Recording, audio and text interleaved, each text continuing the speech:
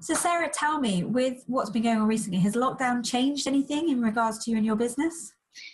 So I always, half my time I was working from home anyway. So a lot of my clients, some live abroad. So for me to go online full time was actually not such a big change. I didn't have to change such a structure for me. And, my partner still went out to work. And I was able to do my same networking things. A lot of them went online. Even, in fact, actually additional stuff went online. So I felt like some days I would wake up and be like, oh, this isn't a dream, this actually is happening. So I didn't have to change my structure as such of working with my clients. What I had to do is be quite disciplined and still get up at 7 or whenever to enable me to make sure I had like a quite a productive day. So that's what I did. I did have to sort of get it put into place because I was concerned that I could be quite lazy and be like, oh, I'll get up whenever I get up kind of thing. I'm being a bit cheeky. So Pajama bottoms while yeah. your top is dressed. Is that right? Something like So that? yeah, I've got to be honest, I have been like smart up top and then just maybe some nice shorts, particularly with our weather. We've been so fortunate. So yeah, I can confess that that's what has happened. But I took a tip from our friend Lindsay about putting on a dress and things, and just even if you're not going anywhere, to put on something really nice. So I have done that on a few days, and that actually has really, really helped. So thank you, Lindsay, punch for that one.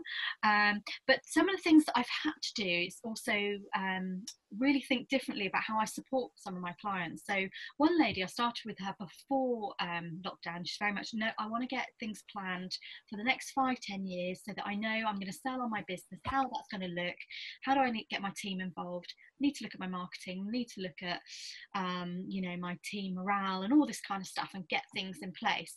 Then suddenly lockdown happened, but we still carried on ensuring, okay, let's still make sure we're on track for what you want to happen. But then we had conversations about how do you want your team to come back in, because it's going to be really different. It's going to be, how are you going to support them? And so something in that really sparked me off to make sure whenever I was networking with different and in different groups, particularly where people have a team of people, just think about how they come back, whether if they've been furloughed, why were they, don't want to have that, some people haven't been furloughed, why have you chosen me to be furloughed? So just ensuring people think about how they bring their team back to work. So it was quite interesting because I was having to really think almost a little bit outside of my box to really make sure I was giving lots of ideas rather than coaching, but just really kind of think, giving them some suggestions, and for them to go, actually the best way I can deal with that is to do this. Great, you've covered it. But I felt a sense of responsibility, that's probably the right word, the responsibility of them, and ensuring their business can still carry on and be as smooth as it can be whenever lockdown fully opens. And because every business is different, as you can't physically see people at the moment, where No. and some businesses can, but how they do it and all that kind of stuff. And yeah, there's a lot of processes in place. So I've just felt like a sense of responsibility with my clients to ensure that we're covering, yes, their goals for 5-10 years time, but also what's happening right now and how I can help them and guide them and put some actions and goals in place for them. So how has it affected you then? Well, just finishing off on that point, if I may. So I suppose there's a degree of flexibility because, of course, guidelines and guidance is changing all the time. So there's an element of, you might have one plan in place, but then actually something changes. So I suppose, as you say, there is that responsibility to be thinking, you're always talking through multiple options with some of your clients. Yeah, definitely. And it's being adaptable, and it's getting your clients who potentially it's a little bit out of their comfort zone. And of course it's something that we've never experienced before, and what's the most powerful part of it is the fact that it's affected every single person. It doesn't matter if you've got £1 or £1 billion, everybody's been affected by it. Everybody has got to stay in and do what they're supposed to stay in and do and follow those guidance. Money can't get you a vaccine right now, so you have to really kind of like, everybody is in the same boat. So in some ways it's useful, but sometimes it's been quite restrictive for some people because they're having to think quite differently at how they're going to manage it, and to be adaptable and embrace the change as much as they can, whilst obviously keeping themselves safe.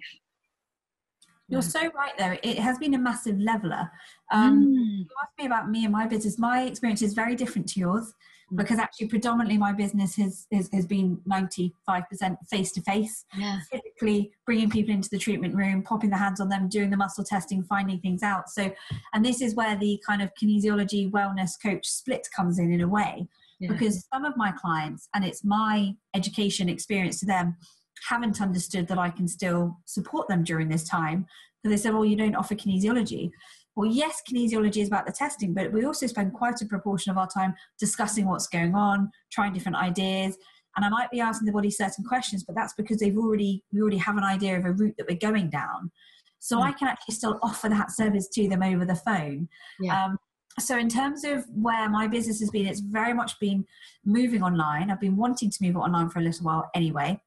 But certainly the wellness coaching side, it's such a multitude of different areas. So the physical and the emotional, have people calling up wanting to kind of start talking about, gut health, or they've done too much lockdown baking and they've realised their sugar habits gone crazy and their waistline's gone crazy, and how do they get it back on track? And I'm like, right, well, let's just help you out with some simple little ideas. But in terms of it, I've also been growing a lot of my kind of online support groups or online community. So I've got a couple of different Facebook groups for different areas that anybody can join. People are sharing different hints and tips, activities to keep their children sane during lockdown, recipe suggestions, sleeping aids and products that people might be using, just all sorts of things. And I love it because it's this whole tribe community vibe we've talked about, people just coming together. So I suppose for me, it has been a real difference. It has been a real challenge to take it online. And actually, if I can just share,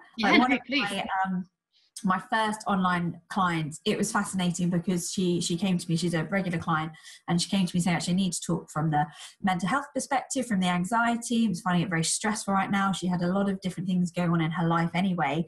So to add one more thing on top, which, as we've all known, it feels like it's just obliterated normal life right now, hasn't it? We're all kind of reeling, going, what's going on? What's the new norm? What do we do each day? So certainly with her, we there was an element of the listening side. We discussed what was going on in her world, how it was affecting her. And then we were able to identify any particular triggers, whether they were actions or words, and then put in place some kind of little tools to help her. And one of the big things I talk to my clients about a lot is you've got two hands. You've got two things you can control, things you can't control. Sometimes let's make it as basic as that. So things you can control, let's break it down into different areas and work through them.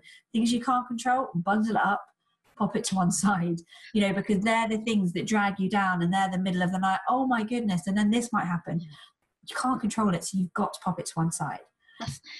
That's a really good way of working it through, is that actually everybody has these two sort of pots of things and everybody's going through the same thing. So things we can't control is, and putting it and then sort of putting it away, I think is a really good thing. And it's actually getting her to focus particularly on things she can control and try and help with that anxiety, which must be so difficult. And I do feel quite fortunate that I've not been as affected as such within my business. This is because I can do mine from home compared to yourself. But it's been but I also have a full awareness of what's going on out there to try and make sure I touch and keep in checking what is really going on to enable me to support clients, and I'm sure yourself too, to be able to support your clients too. Absolutely.